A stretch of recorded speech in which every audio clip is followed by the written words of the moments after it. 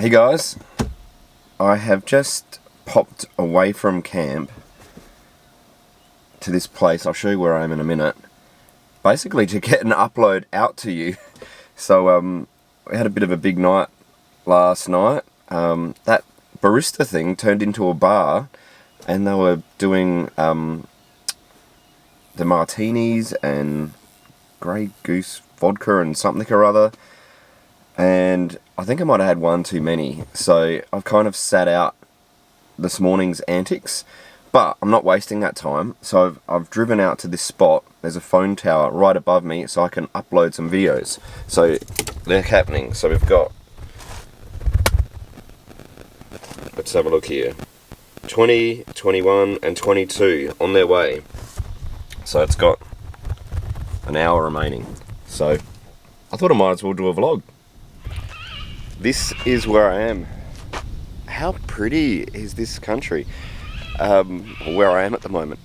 So if you've driven from Kilcoy to Land Cruiser Mountain Park, you'll notice where it goes from like bitumen to dirt, and then there's a turn off to Peaches campsite. Oh, it's very bright out here. That's where I am. I've just pulled off. Check this out.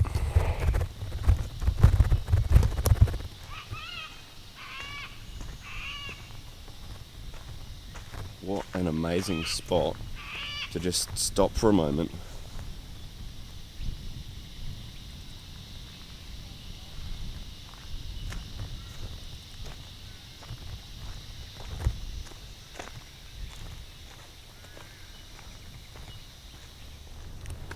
What an amazing spot to just like stop and look at the world. I'll go to the front of my car and show you what.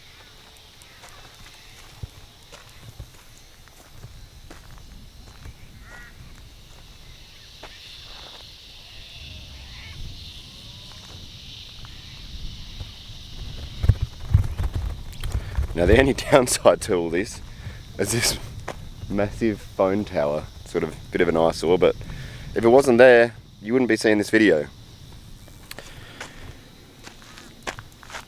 So in this video, instead of really going on to like what's happening at camp and LCMP, I thought I'd tell you how I've been making YouTube videos up to, basically December 2020, and then what I've been doing with these vlogs. So my camera gear consists of the one I'm holding right now, Canon M50, and I use this one because I like the audio. The mic fits on there, the Rode microphone fits on there quite nicely. And good images, although I've got something that does better images, I'll get to that. I've also got a drone, DJI Phantom 4. I'm probably due to update that soon, it's getting a bit old now. I also use a Osmo, DJI Osmo, big fan of that. Huge fan of it. Just how easy it is to use. It's a good sort of action camera. There's lots of accessories for it, and the DJI apps on my phone are fantastic. Recently I also bought a GoPro Hero 9, the black one. That does a good job, but it's not as intuitive to use as the Osmo. It's got like the multifunction buttons seem to do less or try to do more, but just bad at it. But everything I've been using, like all these vlogs, all of them for the last 22 that I've done, has just been my phone. Because when I use all the cameras and go out and do a trip, essentially I've got a lot of information, takes up a lot of storage. I'm constantly changing memory cards, batteries, all sorts of stuff, and at the end of each night I would dump it all onto a hard drive, and then when I get back I would edit it using iMovies, what I've been using lately. So that has been my process. It's quite laborious, probably takes about 10 hours of editing time to do it that way. Usually I'll spend like Monday night categorizing the videos, Tuesday night I do the edit, and then the Wednesday night I'll do all the the uploading and the YouTube stuff, tags, descriptions, thumbnail takes a lot longer than you'd think, to be honest, and yeah, so it has been quite laborious. Now with the iPhone 11 though, I do it all on there. It never seems to run out of battery. It's, I don't know what size it is. It's whatever the best one is, the max whatever with the biggest memory. I think it's 512 gig or something like that. I've only half used it. There's thousands and thousands of photos and videos on this phone, and it just never runs out of storage. I really don't get how good it is at that. And then now with the iPhone 11, it's got like a stabilization as well, so I don't have to worry so much about me when I'm chasing a car. Like if I'm doing it with this Canon, I walk with the Canon, and you'll see it. It's quite jumpy as I walk. Do it with my phone, it's fantastic. You know, the Osmo and the GoPro are good at that as well, but the phone does a pretty good job. Like not as good as the Osmo or GoPro, but pretty good.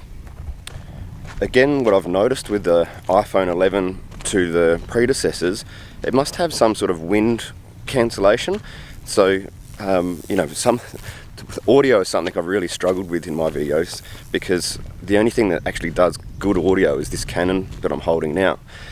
And like the action cams, they kind of do it, but they're not great.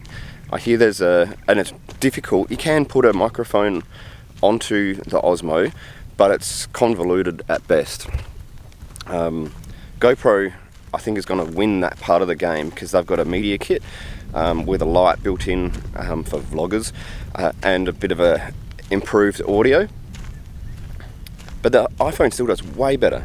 Like it seems to deal with wind better, and it's like the action cams, it's waterproof. Well, pretty much anyway. I've tested it in swimming pools and creeks and stuff like that.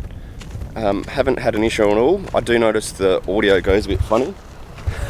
Someone coming up behind me here. The audio goes a bit funny after it's been wet, so you have to let it dry out before you actually want to use the audio part of it. And it doesn't like to charge when it's wet either, so if you're going to dunk your phone, make sure it's fully charged before, because you can't charge it afterwards.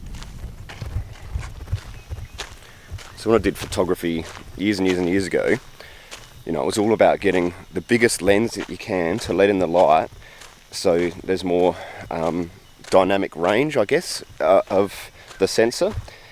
And that, with the previous iPhones, has absolutely been a problem. If it's a little bit dark, the videos come out dark. Or if there's dim light, it doesn't know what to do. I don't know how the iPhone 11 does it with this tiny little lens that it's got on there, but I swear I get better images out of the iPhone than what I do with this Canon like mirrorless SLR camera. I don't know what they've done.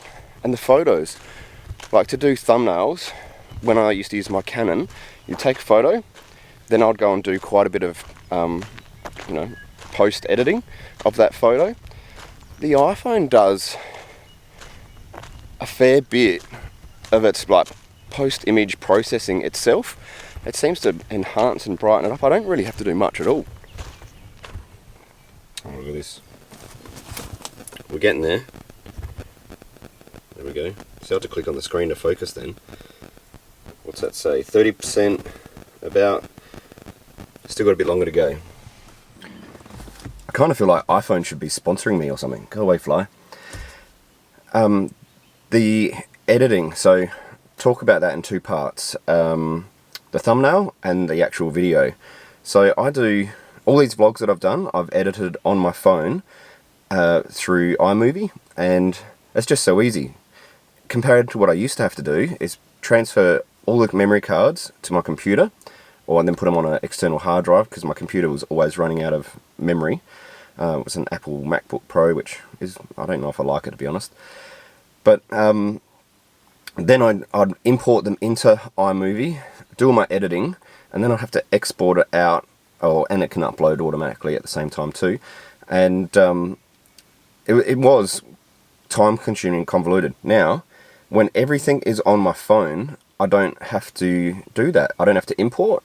I do have to export it out of iMovie, then upload it like you saw me doing from the YouTube app. But it's all in one place, and it's in chronicle order, so making the vlogs is so much easier. Pretty much all the vlogs that I have made, if it's a half an hour vlog, it probably only took me an hour or less to do that edit, the whole edit. Whereas my previous videos are only 8-10 minutes long. I need to take ages to edit. So what I'm getting at here is the accessibility of being a YouTuber now is so much easier than what it was years ago when I started. I never thought my life was really that interesting, to be honest. And when I did the first vlog, I thought, I don't know if anyone's actually going to watch this. But it turns out lots of people are watching it. Surprisingly, a lot of people watching it. And I was only going to do it was a self-challenge, a 30-day vlog challenge. I've had a few days off, because if there's nothing happening, there's nothing happening. But generally, it's been... I'm probably going to do 30 vlogs in 35 days, something like that. But all the comments that I'm getting, people want me to keep doing it when I get home. I'm trying to get in my head if that's even doable. Because I don't have the phone ringing now and all the other pressures that happen, when you're at home. So, and I don't know if my life is going to be that interesting. It's going to be busy, because there's going to be my day job, which is 2 days a week now. There'll be Dash Off-Road, like the business. Then there's Dash Off-Road, the YouTube channel, 4x4 DNA, and I'm going to start like a social media consulting gig. So it's going to be pretty busy. I don't know, if you guys think that's worth watching, let me know in the comments, and if it's going to bore you, I guess just don't watch it. I don't know what's going to happen when I get back. We'll see. I just don't know if I'm going to have the time. So I use a couple of other little tools as well. For all my thumbnail creation, I use an app called PixArt. I think you can get it for free, but I think it's like $7 a month or something. But I use it every day. Pretty much all my Insta photos, all my YouTube thumbnails, I want them to look a bit different to some of the other thumbnails out there. So I just use the HDR filter, and then I usually will crop it to a 16:9. To get the camera to frame me correctly, I've got a packet of Lifesavers underneath, but some of the paper was rattling and messing up the audio. High tech, eh? You can do a fair bit in PixArt. There are some limitations, but again, being on the mobile phone, the photos already reside there, because I try and take most of my photos with the phone now. It's all accessible, easy, and it's all about workflow, I suppose. I use another little app, and I'll use it now actually. It's called Record It, and it's a screen recording thing. So if I want to show you what my DCS battery is doing, or any of the other apps that I've got that are running my car, I go into the app Record It, and that just does your screen and microphone right through the phone, which is brilliant. Alright, at risk of just waffling on for too long, I'll cut it short. I'm going to go and take the photo with my Canon camera now, because I can't touch my phone while it's uploading. If you leave the window or whatever, it'll start again next time you open it. So I'll do this one with the M50 so you can see the difference, and I'll even I'll do the screen recording of me editing the thumbnail as well. I'll show you the whole process of me taking a thumbnail, hey? So, overcast day.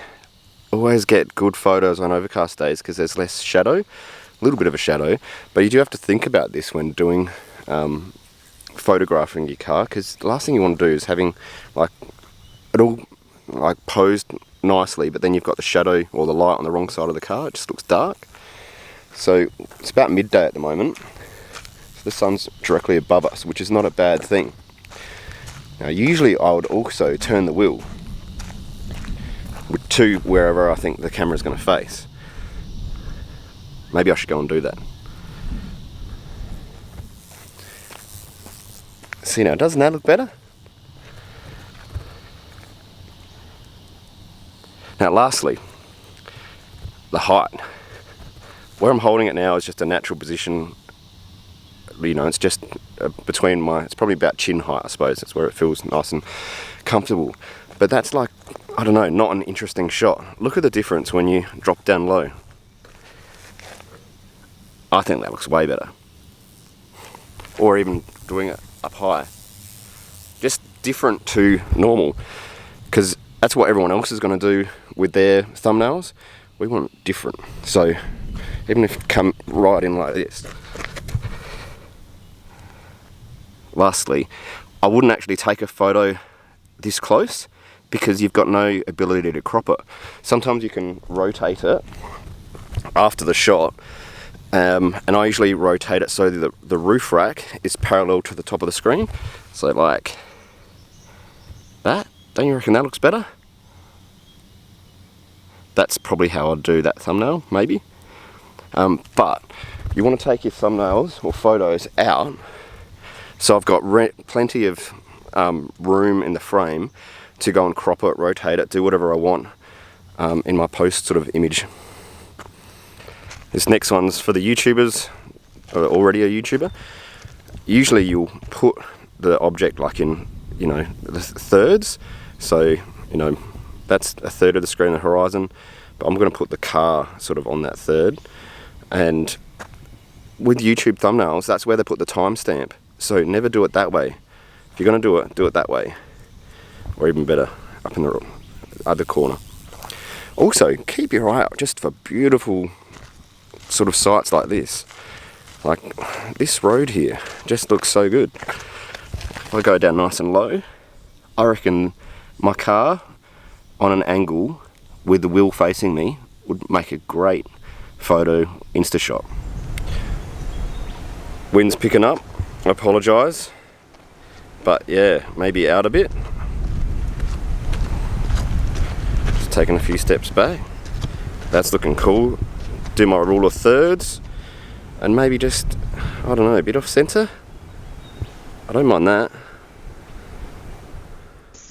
Right, this is the recorder app that I'm in at the moment. I've got the microphone on, and I apologise, it's raining. I'm in Landsborough at the moment as I'm editing this. We'll get out of this. And Pixar is the app. That's that top left one. That's the app we're going and you don't have to have internet to get this to work, which it like, works for me as well.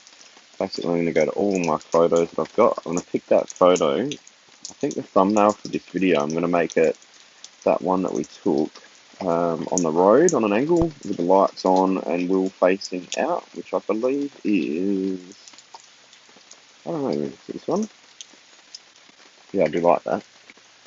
Let's make sure it's not the other one. No, that's this one. That's the one. Right, that's raw straight off the Canon camera. Now, first of all, I usually do my HDR. So I go to Effects, HDR, just sharpens things up, gets it to pop a little bit. Next, I probably want to accentuate the road and the front of the car. So we can do that. I'll apply to make it stick. Then I'll go to my tools, go to perspective. I want the road and front of the car to look longer, so we can stretch this like that, and then left to right to make the front of the car look bigger. And just like that. Apply. Sorry again about the rain, it's just got heavier. And then I'll crop it. So for YouTube thumbnails, it has to be a 16:9, which it already is. And then I'll just move it around a bit to get it how I want. So again, I'm going to go for sort of the midline of the wheels. If I'm so loud in the background, I apologise. Actually, I can try and put the wheel on a corner. Can't quite do it. I might just feel like that. I could play around with this a lot more, but for the sake of this little exercise, I'm going to leave it like that. Apply, next, save, download photo, and that's my new thumbnail. Once we do a little bit of post-editing there with a bit of HDR, I reckon that'll come up a treat. Now, also, if you're going to take photos of your camera, if you're going to take photos of your car, put all your lights on. Looks so much better. Let me show you. Doesn't that look better? Oh, I like that too. I'm going to stop recording and take a photo. Just gone back to the first point, turn the car around. So the sun is to my back. There's less shadow now because of the overcast. I think that's set up much better. Can you tell I'm having a bit of fun doing this? I don't know, like that? Nah, I reckon like this up here.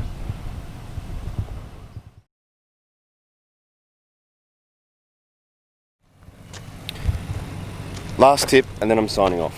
If you're using your phone or a camera or whatever it is, clean the lens. Just, shouldn't do it with your t-shirt, lack of anything else.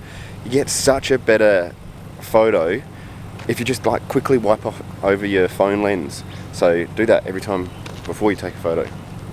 Signing off. I hope you found this interesting. I've got nothing else to do because I've got to wait for this to upload.